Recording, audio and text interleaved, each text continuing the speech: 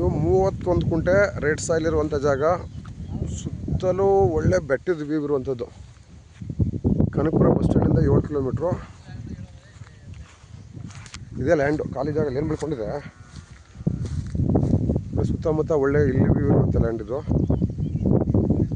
ಇದು ರೇಷ್ಮೆ ಬರ್ತಲ್ಲ, ರೇಷ್ಮೆ ಇದು ಬರಲ್ಲ, ರೇಷ್ಮೆ ಪಕ್ಕದ್ದಿದು. ಈ ರೇಷ್ಮೆ ಮತ್ತು ನೀಲಗಿರಿ ನಡುವೆ ಏನಿದೆ, ಇಲ್ಲಿಂದ ಈ ಥರ ಮೆಟ್ಲಿಂಗ್ ರೋಡು. ನನ್ನ ಗಾಡಿ ನಿಂತಿದೆಯಲ್ಲ, ಟಾರ್ ರೋಡಿಂದ 100 ಮೀಟ್ರು. ಈ ಲ್ಯಾಂಡಲ್ಲಿ ಫ್ರಂಟೆಲ್ಲ ಈ ಥರ ಒಳ್ಳೆ ಇಲ್ಲಿ ವ್ಯೂ ಇರುವಂಥ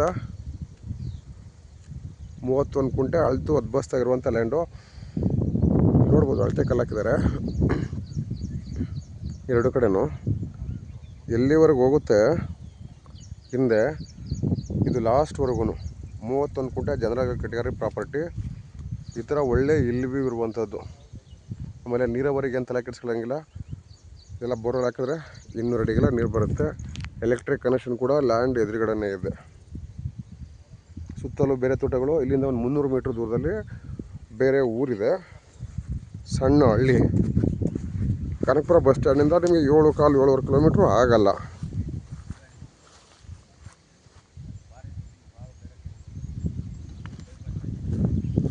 ಮೂವತ್ತ ಕುಂಟೆ ಜನರಲ್ ಕೆಟಗರಿ ಪ್ರಾಪರ್ಟಿ. ಅಳತೆ ಅದ್ಭುತಲಾಗಿ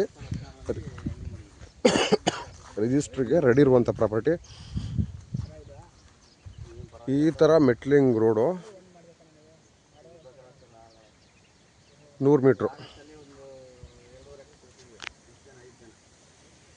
ನೋಡಿ. ಸಾಯಿಲ್ ಕಂಡೀಷನ್ ಈ ಥರ ಇರುತ್ತೆ. ಇದು ಎದುರುಗಡೆ ಲ್ಯಾಂಡು ಗೊತ್ತಿದ್ದಾರೆ, ಹಂಗಾಗಿ ಇದೆ 31 ಕುಂಟೆ.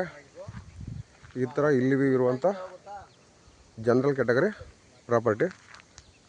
ಈ ಮೆಟ್ಲಿಂಗ್ ರೋಡು ಇಲ್ಲಿ ಟಾರ್ ರೋಡಿಂದ 100 ಮೀಟ್ರ್ ಅಷ್ಟೇ. ಅಲ್ಲಿ ಯಾವ್ದಾರ ವೆಹಿಕಲ್ ಮೂಮೆಂಟ್ ಆದರೆ ನಿಮಗೆ ಗೊತ್ತಾಗುತ್ತೆ. ಅಲ್ಲೊಂದು ಹುಣಸೆ ಮರ ಕಾಣಿಸ್ತಿದೆ ನೋಡಿ, ಹುಣಸೆ ಮರ ಇರೋದೇ ಟಾರ್ ರೋಡು. 31 ಕುಂಟೆ ರೆಕ್ಟ್ಯಾಂಗಲ್ ಇರುವಂಥ ಹಿಲ್ ವ್ಯೂ ಪ್ರಾಪರ್ಟಿ. ಕನಕಪುರದಿಂದ 7 ಕಿಲೋಮೀಟ್ರು. ಇಲ್ಲಿ ನೋಡ್ಬೋದು ನೀವು ಅಳತೆ ಕಲ್ಲು.